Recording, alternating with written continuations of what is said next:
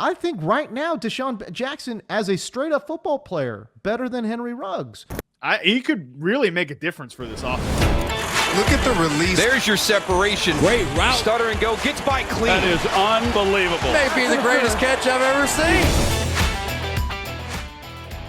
A player who still looked like, in spots, had a lot of gas left was DeSean Jackson. He signs with the Raiders, now goes there, fills that spot for Henry Ruggs, who's now out. And apparently Bryan Edwards doesn't exist as a human or player to the Raiders.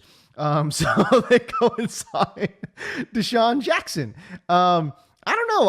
I'm mildly intrigued by this signing because Henry Ruggs was seeing a lot of air yards. He was getting a good amount of targets, not a ton, but enough where you combine it with the air yards and, Henry Ruggs was a fantasy viable player each and every week. You're hoping for big plays, but I tell you what, hey man, if they put DeSean Jackson in that exact same role and give him those exact same targets, I think right now DeSean Jackson as a straight-up football player better than Henry Ruggs. Ruggs only had 35 targets on the season, obviously, before he was released by the team. Like, it's not as if he was a volume monster, but he had a 17-yard ADOT. Like, I think DeSean Jackson could do that. It's funny with DeSean Jackson, though, that, like, in the preseason, he's talking to Jordan Rodriguez, and she's telling me, they're like, oh, yeah, he's really enjoying being on a pitch count. Like, he told me he's never been on a pitch count before.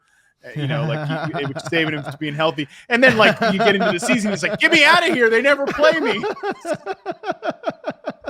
Whatever. That is maybe a little. That is so. And again, like, he was at Cal, like, on my, like, last year. And I'm like, that is so DeSean Jackson. Yeah. It is so. Yeah.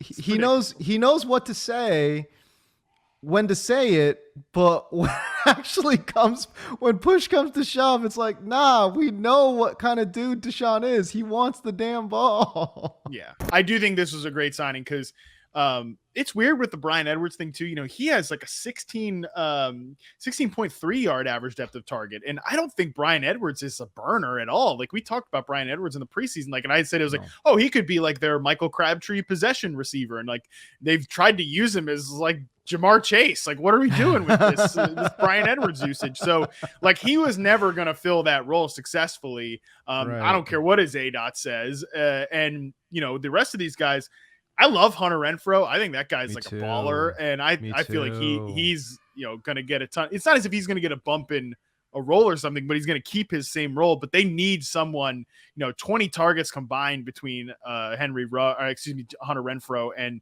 Darren Waller last week. Right.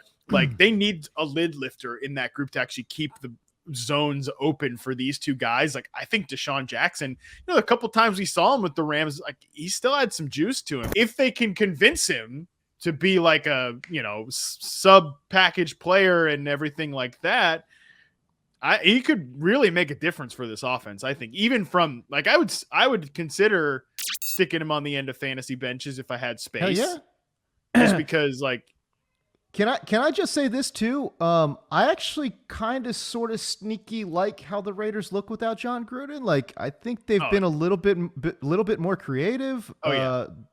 Definitely opening it up a little bit. Like, I don't know. I don't know, man. Like I said, I think it's a good spot for him because there's a clear role, a clear need. And it's also an offense that's kind of sort of opening it up. You know what I mean? I don't know. I'm intrigued, man. I'm intrigued. I'm not saying he's like an absolute must add. Because, again, it's DeSean Jackson. He'll probably get hurt in like 2 games. But, like, whatever. Like, give me 2 good games at DeSean. I'm down. Derek Carr, whether it's week 6 or week 7, he's been right around like almost 30% play action. Like, they've bumped up their play action usage. They've bumped up kind of some of their spread looks. And he's averaging 8 yards an attempt on play action throws right now. Like, that's been a good welcome sign to see there. It's so funny they were never that much of a play action team, despite the fact that they want to be like run the ball and these heavy sets and stuff. So I think that I agree with you. And we also can never forget about the Josh Jacobs quote where he said, well, the sideline feels a lot less tense now that we don't have somebody yelling at us I'm paraphrasing there, but like, yeah, it's nice when, someone's not always fighting with, and it's very clearly who he's talking about. Like, yeah, the sideline was a little more relaxed and not as much anxiety because somebody's not fighting with the refs all the time or cussing you out when you come back to the sideline. which is, I mean, it's crazy too. The Raiders have had so many like just shit storms. Imagine being a PR person for the Raiders. Gruden's been gone for 3 games. Okay. But so in this time, in those 3 games, they've changed the head coach. They've lost Henry Ruggs to an absolutely senseless, stupid, stupid, yeah, ridiculous. It's just so bad. And then Damon Arnett, right? There's no way this has ever happened in NFL history in this short of a time period. In this like a 3-week stretch, it's craziness. It's crazy.